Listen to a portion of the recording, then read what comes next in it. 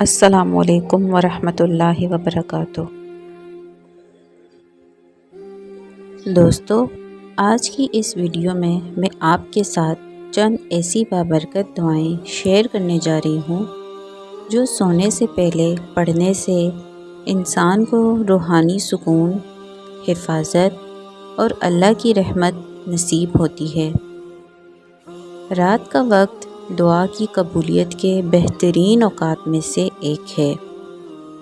اگر ہم سونے سے پہلے اللہ کا ذکر کریں تو نہ صرف دل کو سکون ملتا ہے بلکہ رات بھی خیر و برکت میں گزرتی ہے۔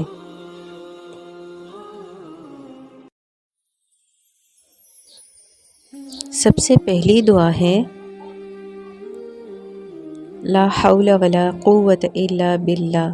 اس دعا کو 3 مرتبہ پڑھیں۔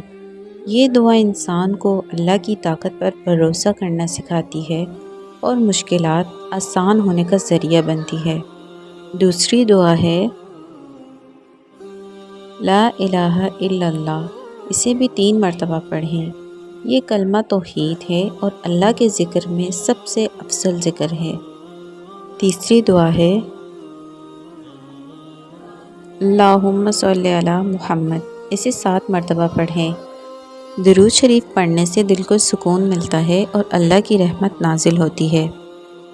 چوتھی دعا استغفر اللہ۔ اسے 7 مرتبہ پڑھیں۔ استغفار گناہوں کی معافی اور رزق میں برکت کا ذریعہ بنتا ہے۔ پانچویں دعا اللہم بسمک اموت و احیا۔ اسے 3 مرتبہ پڑھیں۔ یہ سونے سے پہلے کی مسنون دعا ہے جو انسان کو اللہ کی حفاظت میں دے دیتی ہے۔ چھٹی دعا